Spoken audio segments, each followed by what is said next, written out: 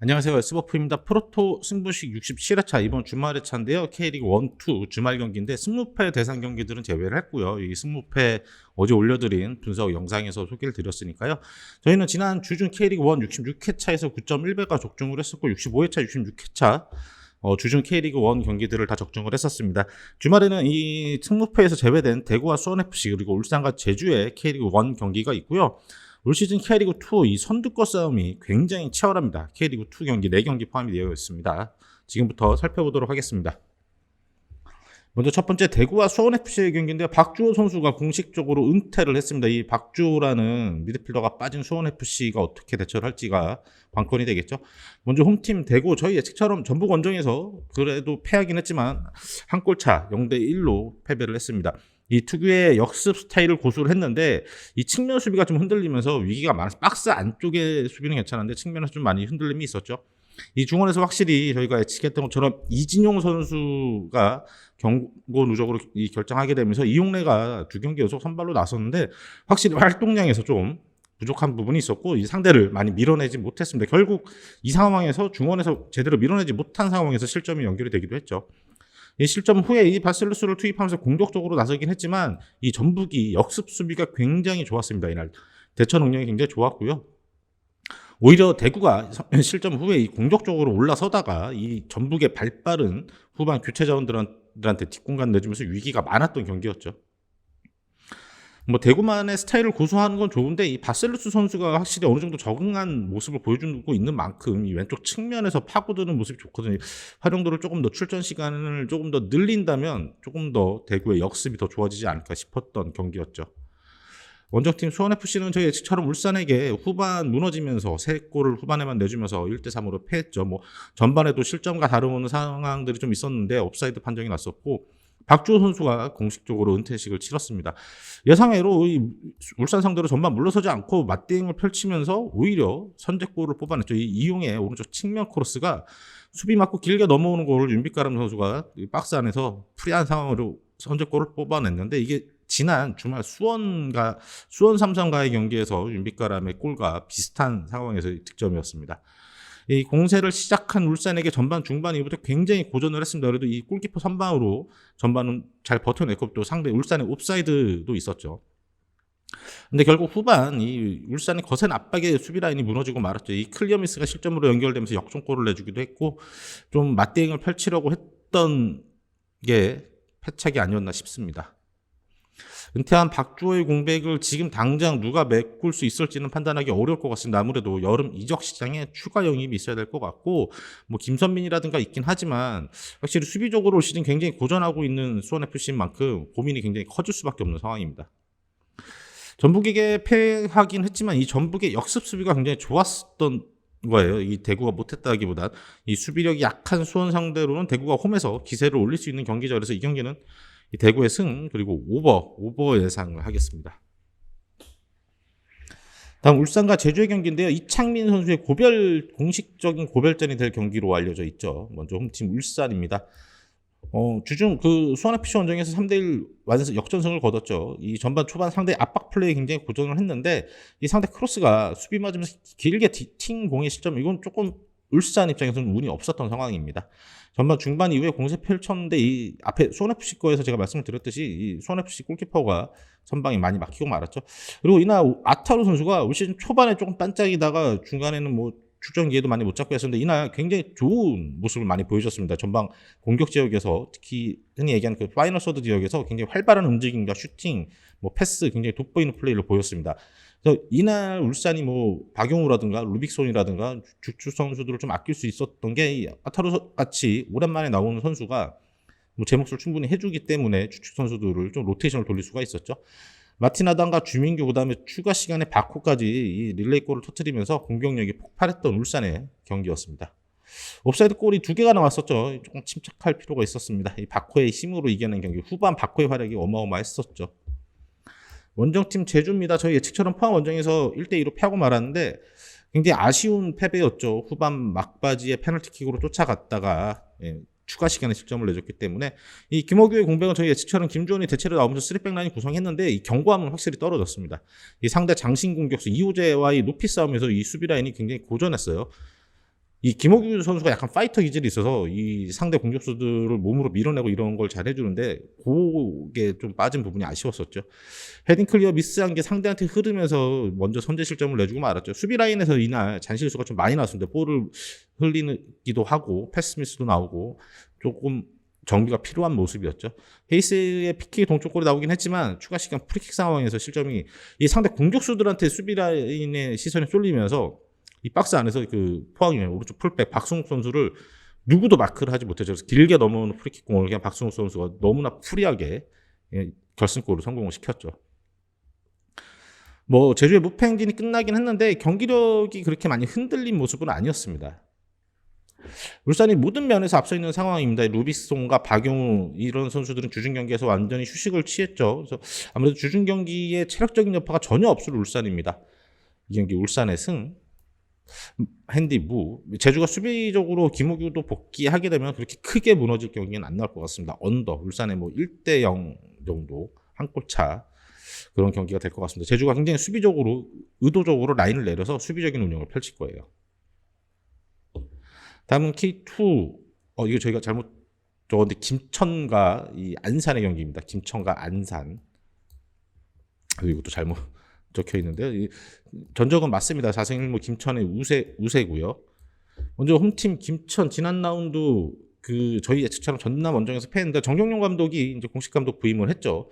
이 조용욱 선수를 원톱으로 해서 빠른 3톱을 구성을 했는데 뭐 김전 선수가 전역을 했기 때문에 어쩔 수 없었고 원두재 선수를 센터백으로 내려서 그 김재우 선수와의 호흡을 맞췄는데 김동현 선수를 수비형 미드필더로 중원을 구성을 했죠. 김동현, 김진규 이렇게 강한 압박으로 이 상대 실수를 유발했는데 이 김천이 전반 초반부터 기세를 많이 올리긴 했는데 이 상대 전남 최봉수 골키퍼의 선방에 많이 막히고 말았습니다. 상대가 이 전남이 한 차례 공세를 펼쳤는데 이 발디비아 외국인 선수의 그 개인기량을 막아내지 못하면서 터닝슛을 허용하고 말았죠. 이 김준규 선수가 굉장히 공격적으로 많이 관여를 했습니다. 뭐 골대를 맞히는 안타까운 슈팅도 있고 했는데 이 아무리 그래도 김준규 선수는 미드필더거든요. 그러니까 조용욱을 비롯한 김민준이라든가 이 3톱 라인에서의 공격력이 조금은 아쉬웠던 김천의 경기였죠. 김준규는 확실히 K리그 2에서는 탑 클래스의 기량을 보여주고 있고요. 공격 조합을 어떻게 맞추느냐가 김천이 앞으로 가져가야 될 관건이 되겠죠. 원정팀 안산입니다. 지난 16라운드 지난 주말 휴식팀이었고 앞선 15라운드 경기에서 서울 이랜드 상대로 정말 엄청난 공세를 펼치고도 아쉽게 1대2로 패했죠. 뭐 강한 전방 압박을 펼치면서 이 이랜드를 굉장히 괴롭혔습니다. 상대의 순간적인 침투 패스를 대처 못하면서 실점을 하긴 했는데 이 전반 막판부터 갑자기 뭔가 각성한 듯이 후반 막바지까지 이 정지용이 엄청난 화력을 보여주면서 이 측면에서 이 안산의 공격을 이끌었죠. 서울 이랜드를 굉장히 몰아치다가 상대의 이 브루노의 감각적인 가마차기에 추가 실점을 내주고 말았습니다. 그래도 끝끝내 공격적인 운영을 해서 후반 추가 시간에 이 정재민이 골이 한 골 만회 골이 나오긴 했었죠. 근데 안산 굉장히 공격적인 운영을 했어요. 24개의 슈팅을 시도했고 그중에 14개가 유효슛이었는데 단 한 골에 그쳤다라는 거는 굉장히 아쉬운 결과였죠. 15라운드 서울전에서 엄청난 공격 전개를 선보였던 안산입니다. 이 센터백 라인에 미스가 많은 김천 상대로도 이 안산 원정 경기지만 더 이상 물러설 곳이 없다라는 생각으로 아마 공격적으로 펼칠 것 같아요. 그래서 저희가 봤을 때는 이 경기 이변이 충분히 발생할 수 있는 경기를 보여준다. 김천의 패, 핸들을 받게 되면 당연히 패겠죠. 그다음에 오버 이렇게 예측을 합니다. 다음은 경남과 충남 아산의 경기인데 두 팀 모두 지난 라운드 승리를 거두면서 흐름을 탔습니다. 먼저 홈팀 경남 천안 원정에서 저희 예측처럼 승리를 거뒀는데 한 골차 승리였죠. 또 자칫 또 저희가 핸디 추천을 드렸으면 또 부러질 뻔했던 아찔한 경기였습니다. 이 수비적인 천안을 상대로 전방에서 좀 전반 주도적인 경기를 펼쳤습니다. 이 글레이손의 크로스를 상대 자책골로 굉장히 손쉽게 앞서갔죠. 근데 상대 슈팅이 굴절되면서 이 키퍼가 선방을 해냈지만 재차 슈팅에 실점을 하고 말았습니다. 경남의 장점이죠. 이 측면 수비수들이 오버래핑, 박민수의 오버래핑을 원기종이 좀 내준 공을 글레이손이 추가골, 그다음에 원기종도 박스 안에서 개인 기량으로 추가골까지 뽑아내며 아주 넉넉하게 이길 수 있는 경기로 보여졌는데 후반 천안의 굉장히 열띤 공세에 경남이 후반전 45분 동안 수비적으로 내려서느냐고 뭘 해보지 못했던 간신히 거둔 승리 3대2 승리였습니다. 이 수비 쪽에 무게 두며 그래도 후반전 잘 버텨내는 모습, 중앙 수비수의 부상자들이 많은 상황에서도 잘 버텨낸 승리였죠. 원정팀 아산입니다. 저희 예측과 달리 성남과의 홈경기에서 2대0 승리를 얻었죠. 이 정성호 선수를 전방에 투입을 했는데 이 장신 공격수 역할을 잘 수행을 해줬습니다.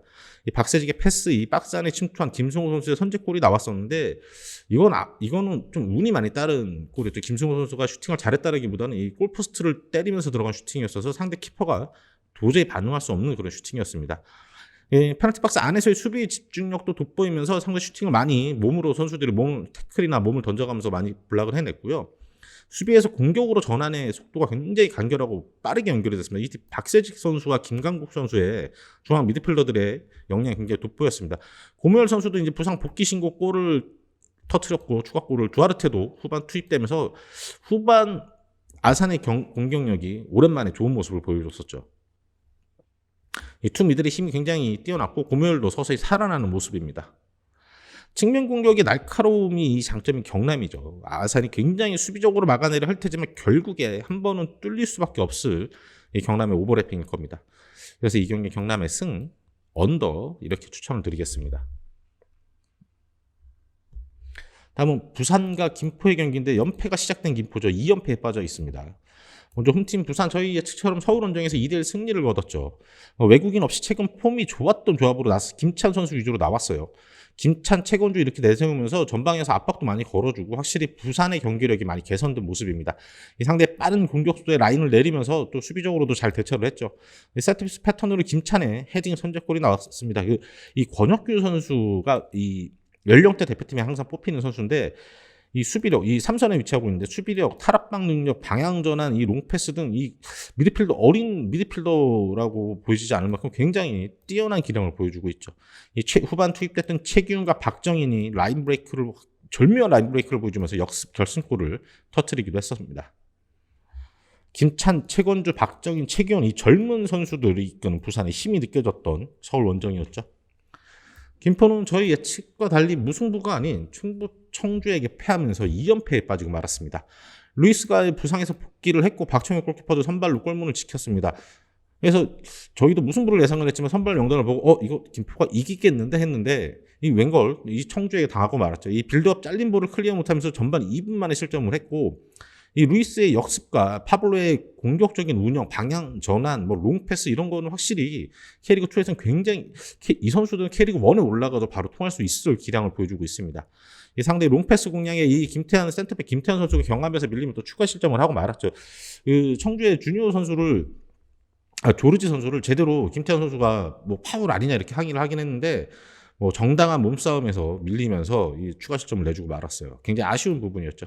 그래도 주닝유의 크로스 올라온 걸 루이스가 헤더로 떨구고 이 윤민호의 헤딩 추격골 요 공격 패턴은 굉장히 좋았고 윤민호 선수가 최근 이 루이스가 부상으로 빠져있는 동안에 선발로 나섰었는데 윤민호 선수의 폼도 굉장히 많이 올라와서 이 공격 진영에 또 새로운 조합이 김포가 기대가 되고 있습니다. 공격의 완성도는 합격점인 이 김포인데 수비 라인이 서서히 흔들리고 있습니다. 원체 김포가 이 루이스의 의존도가 높았던 공격 운영이었고 무패를 달리긴 했지만 골이 그렇게 많은 상황은 아니었거든요. 최소 실점으로 버티고 있었는데 버팀목이었던 수비가 흔들리고 있기 때문에 김포에게 굉장히 큰 위기가 될 수 있습니다. 이 수비 라인이 흔들리기 시작하는 김포죠. 이 풋백 라인이 굉장히 견고한 부산입니다. 부산 젊은 공격수들의 활력으로 이 경기 부산이 이겨낼 경기로 예상이 됩니다. 부산의 승, 언더 이렇게 예상이 됩니다. 다음 성남과 서울의 경기인데 주말 휘청인 두 팀이죠. 성남 저희 예측과 달리 아산 원정에서 0대2로 크게 패하고 말았습니다. 이 중원에서 너무 쉽게 상대 패스 플레이를 내줬는데 이 중원 조합이 좀 이날 실패였던 것 같아요. 성남 전혀 상대를 압박하지 못했죠. 수비 숫자가 많았었는데도 박스 안에 돌파를 허용하면서 이 실점 내준 것도 아쉬웠죠. 미드필더들의 협력 수비가 굉장히 아쉬웠습니다. 이 수비 라인과 이 3선 라인이 간격이 벌어지는 모습이 자주 나왔죠. 공세를 펼쳤지만 슈팅 정확도도 좀 아쉬웠고요. 이 후반 중반 이후 상대 공격적인 선수 교체에 카운터도 많이 맞았던 성남으로서 굉장히 졸전이었던 경기였죠. 크리스 선수는 지난 안양전에서 당한 퇴장으로 이번 경기까지 출전이 불가능합니다. 중원 조합의 아쉬움이 남았던 그런 성남의 경기입니다. 공격의 짜임새도 굉장히 부족해 보였었죠. 원정팀 서울 이랜드 역시 저희 예측처럼 부산에게 1대2로 패하고 말았죠. 전방에 기술 좋고 빠른 선수들로 구성을 하면서 부산 수비 라인이 제공권이 좋은 만큼 그걸 의식한 공격 전개였던 것 같아요. 이시현 선수를 2선에 배치하면서 좋은 플레이, 공격력이 굉장히 좋아진 이시현 선수의 합류죠. 세트피스에서 상대 내주는 플레이에 대응을 못하면서 이제 실점을 했고 후반 1분 시작과 함께 이시현 선수가 박스 안에서 오른발 슛으로 동점골을 성공을 시켰죠. 후반 이 호난도 투입하고 하면서 라인을 올리다가 이 상대의 역습 속도를 못 쫓아가면서 결국 결승골을 내준 아쉬운 패배를 당하고 말았죠. 호난 선수가 확실히 제공권의 장점이 있는 만큼 이 호난을 조금 선발 투입해서 호난과 뭐 이시연 그리고 뭐 브루노 이런 기량이 좋은 선수들을 합을 맞추는 시간을 오래 가져가는 게 어떨까 하는 생각이 들었었는데요. 물론 뭐 상대에 맞춰서 맞춤 전술이 있겠지만 호난 선수의 출전 시간이 늘리는 게 이런 데에게 도움이 될 것 같아 보였습니다.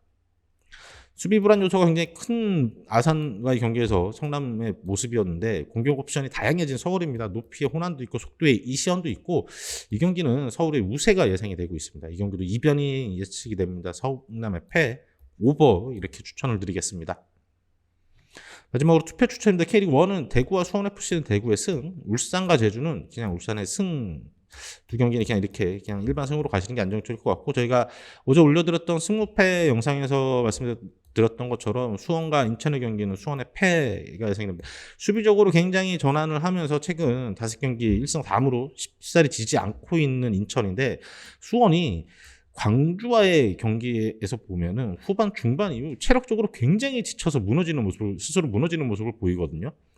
아마 후반 중반 이후 인천의 뭐 에르난데스라든가 제르소 이런 외국인 공격수들의 폭발적인 속공에 수원 수비라인이 대처를 전혀 못할 그럴 경기가 될 것 같습니다. 그래서 3경기에서 6.2배 추천드리도록 하겠습니다. 다음은 K리그 2인데요. 김천과 상무 저희가 이거 이변이 일어날 것 같다고 말씀드렸는데 확실히 이번에는 좀 과감하게 추천을 드립니다. 왜냐하면 김천 센터백 라인이 이 김재우 선수가 그 상무에 입대하기 전에도 그렇게 수비 기량이 뛰어난 선수는 아니었거든요. 잔실수가 많고 물론 원두재 선수를 내려서 커버를 하고 있지만 원두재도 물론 센터백도 소화가 되지만 수비형 미드필더를 꽤 오랫동안 그 울산에서 봐왔던 선수이기 때문에 수비적으로 굉장히 흔들리는 상황이 올 수가 있을 겁니다.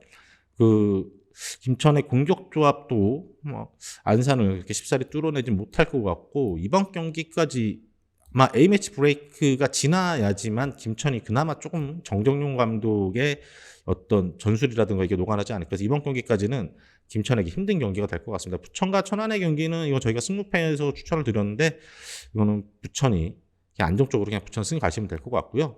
충북과 전남의 경기, 이 경기는 충북 청주와 전남의 경기는 언더를 추천을 드리겠습니다. 두 팀 아마 청주가 굉장히 수비적으로 나서서 역습을 노릴 텐데 전남 골키퍼 라인의 선방 능력도 괜찮고 경기 결과도 저희가 승무패에서는 무패를 예상을 드렸는데 골이 많이 나오지는 않을 경기로 예상이 됩니다. 그래서 이 김천 패가 포함이 되어 있어서 3경기 14.2배 추천드리겠습니다. 그리고 이거 K리그는 아니고 J리그인데 저희가 어제 승무패 영상에서 추천드렸던 경기들 중에서 좀 확실해 보이는 것들. 그래서 세레소와 비셀고베 경기는 세레소의 패가 유력하고 보이고요. 또 도스 이 삿포로의 공격력이 워낙 좋고 원래 사간도스가 지난 시즌까지는 굉장히 수비력이 좋았었던 팀인데 최근에는 수비가 많이 흔들리고 있더라고요. 그래서 이것도 도스의 패. 그다음에 니가타와 교토상고도 교토가 최근에 너무 좋지 않기 때문에 니가타가 홈에서 오랜만에 승리를 거둘 것 같고 나고야와 후쿠오카는 전력 차이가 큰 만큼 큰 이변 없이 나고야가 가시마와 쇼난 역시 가시마가 홈 경기인 만큼 이렇게 우세하게 가져갈 것 같습니다. 물론 저희가 분석 드릴 때는 이 니가타와 교토의 경기도 무승부 가능성도 좀 있어 보이고 이렇게 설명을 드렸었는데 이렇게 5경기 21배 추천을 드리겠고 이 경기들 말고도 요코하마 마리노스와 가시와 레이소르 경기도 요코하마의 승이 굉장히 유력해 보이고요. 여긴 빠져있지만 요코FC와 우라와의 경기도 요코FC의 패 정도가 굉장히 유력해 보이는 경기들이었습니다. 이상으로 67회차 프로토 영상을 여기서 마치도록 하겠고요. J리그가 이 승무패에 포함이 되면서 저희가 이번 주에는 J리그 프로토 영상을 따로 올려드리지 않을 거고요. 다음 주에는 그 유로 예선으로 이제 승무패 33회차 영상이 잡혀 있더라고요. A매치 브레이크로 다른 경기들은 없는 만큼 다음 주에 승무패 영상으로 찾아뵙도록 하겠습니다.